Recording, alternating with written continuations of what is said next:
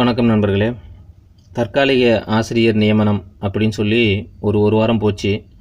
எல்லாருமே பார்த்திங்கன்னா ஒரு ஆசிரியர் வேலை கிடைக்கும், ஒரு நாளாவது நம்ம கவர்மெண்ட் ஸ்கூலில் போய் வேலை பார்த்துடலாம், அப்படியே வேலை பார்த்துட்டு ஏதாவது நம்மளுக்கு ஒரு பர்மனெண்ட் வாய்ப்பு கிடைக்கும், இல்லை ஏதாவது ஒரு சோர்ஸ் கிடைக்கும், இல்லை கவர்மெண்ட் நம்மளை பற்றி பேசி ஒரு வேலை எடுக்கிறது சம்மந்தமாக ஏதாவது பேசுவாங்க அப்படின்லாம் நம்ம கற்பனை கோட்டெல்லாம் கட்டிட்டு போயிட்டு நம்ம அப்ளிகேஷன் கொடுத்தோம். 1,71,000 பேர் கொடுத்துருக்காங்க, 2 லட்சம் பேர் கொடுத்துருக்காங்க. இவ்வளோ பேர் கொடுத்துருக்காங்கன்னா எவ்வளோ ஆர்வமும் எவ்வளோ ஒரு வேலை இல்லாத ஒரு திண்டாட்டமும் எவ்வளோ கஷ்டமும் இருக்கும் அப்படின்னு பார்த்துக்கோங்க. நமக்கு வேலை இல்லாதவங்க இருக்க தான் செய்கிறாங்க. ஆனால் கவர்மெண்ட்டு சொல்கிறத பார்த்தா கவர்மெண்ட்டு என்ன சொல்லுதுன்னா, இப்போ புதுசாக வேலை செஞ்சிகிட்ருக்கிறவங்களுக்கே எங்களால் சம்பளம் போட முடியலன்னு சொல்லுது. வேலை செஞ்சிகிட்ருக்கிறவங்களுக்கே எங்களால் சம்பளம் போட முடியல, கிட்டத்தட்ட 60% வருமானத்தை சம்பளமாகவே கொடுக்க வேண்டியதாக இருக்குது அப்படின்னு சொல்கிறாங்க. அப்போது நமக்கு புதுசாக வேலை எடுக்கிறதுங்கிறது ரொம்ப அவங்களுக்கு கஷ்டமான பேர்டனான விஷயந்தான். ஏன்னா நம்மளால் வருமானம் கிடையாது, இது சேவை சம்மந்தப்பட்டதாக இருக்குது. வருமானம் இல்லைங்கிறப்ப அதை அவங்க எடுக்க மாட்டாங்க. போஸ்டிங் எந்த அளவுக்கு ஓட்ட முடியுமோ அந்த அளவுக்கு தான் ஓட்டுவாங்க. இப்போ நேற்றுக்கு கூட பார்த்திங்கன்னா, தற்காலிக ஊழியர்களை நீங்கள் நியமிச்சிங்கன்னா அவங்க பர்மனெண்ட்டுக்கு திருப்பி அவங்க போராடுவாங்க அப்படின்னு கோர்ட்டு சொன்னதுக்கு அப்புறம் இவங்க இந்த ஆசிரியர்கள் போராடுற ஆசிரியர்களும் ஸ்கூலுக்கு வரமாட்டாங்க, அவங்களும் தன்னுடைய போராட்டத்தை நீட்டிக்கிறாங்க அப்படின்னு நேற்று சொன்னதுக்கு அப்புறம் கவர்மெண்ட் என்ன செய்யறதுனே தெரியாமல் நம்மளை போட்டால் நம்ம பர்மனெண்ட்டு கேட்போம், அவங்களும் வரமாட்டேங்கிறாங்க. இது ப்ராக்டிக்கல் தேர்வு வேறு வருது, என்ன தான் செய்யறதுன்னு ஒன்றுமே அவங்களுக்கு புரியாமல் எல்லா பிஎட் காலேஜுக்கும் அவங்க ஒரு லெட்டர் அனுப்பியிருக்காங்க. நேற்றே நடந்திருக்குது. என்ன அவங்க சொல்லியிருக்காங்க அப்படின்னா, உங்களுடைய பிஎட் மாணவர்களை எந்த ஸ்கூலுக்கெல்லாம் நீங்கள் ட்ரைனிங்காக அனுப்புனீங்களோ அதே ஸ்கூலுக்கு நீங்கள் மறுபடியும் நீங்கள் அனுப்புங்க. அவங்களுக்கு அது பிடிஏவிலலாம் சேராது, ஜஸ்ட் அவங்களுக்கு ட்ரைனிங்காக தான் இருக்கும், அவங்களுக்கு ஒரு சர்டிஃபிகேட் கொடுத்துட்றோம் அப்படிங்கிற மாதிரி கூட தகவல் போயிருக்கு. நிறைய பிஎட் ஸ்கூலில் அவங்க மாணவர்களை தயார்படுத்திட்டு இருந்திருக்காங்க.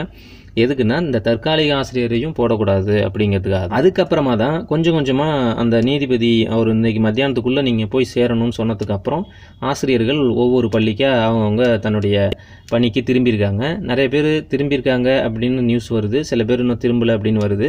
இன்றைக்கி நைட்டு 7 மணி வரைக்கும் டைம் கொடுத்துருக்காங்க, அதுக்குள்ளே போயிட்டு ஸ்கூலில் அவங்க பதிவு பண்ணிக்கணும். அப்படி இல்லைன்னா அந்த இடம் காலி பணியிடமாக அறிவிக்கப்பட்டு அந்த பணியிடத்திற்கு யார் வேணாலும் கவுன்சிலிங்கில் மாறுதலுக்கு வரலாம், அப்படி இல்லைன்னா தகுதியான தற்காலிக போடப்படும் அப்படின்னு கல்வித்துறை அறிவிச்சிருக்கு. ஏன்னா 90% வந்துட்டாங்க அப்படிங்கிறப்போ ஒரு 60%ஆவது கண்டிப்பாக வந்திருப்பாங்க.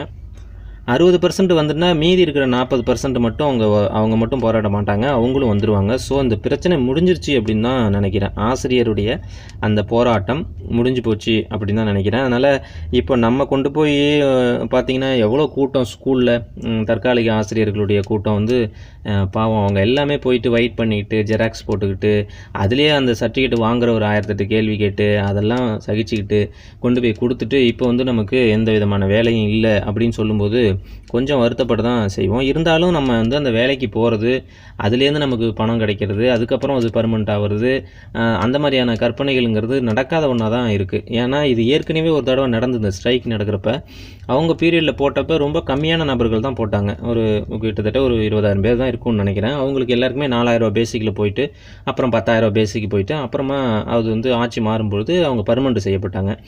அப்போ இருந்த சூழ்நிலை வேறு, இப்போ இருக்கிற சூழ்நிலை வேறு. இப்போ பார்த்திங்கன்னா 1,71,000 பேர் தற்காலிக ஆசிரியர்கள் விண்ணப்பங்கள் போயிருக்கு.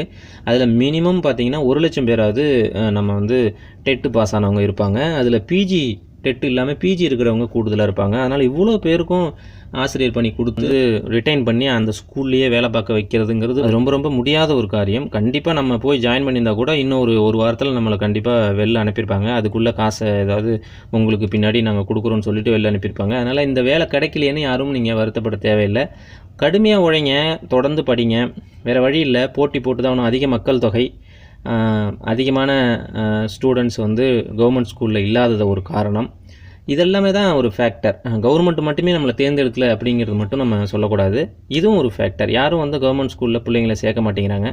அப்படி சேர்த்தா நமக்கு நிறைய ஸ்ட்ரென்த் வரும். 1:20 அப்படிங்கிறது நிறைய பேர் இருந்தாங்கன்னா நிறைய டீச்சர்ஸ் தேவைப்பட தான் செய்யும். அதனால் இதனால் யாருக்கும் கோவப்பட வேண்டிய, விரக்தி அடைய வேண்டிய, இல்லை கவர்மெண்ட் இந்த மாதிரி நம்மளை பண்ணிடுச்சு அப்படின்னு சொல்ல வேண்டிய அவசியம் இருக்காதுன்னு தான் தோணுது. அவங்க புரிஞ்சுப்பாங்கன்னு அப்படின்னு நினைக்கிறேன்.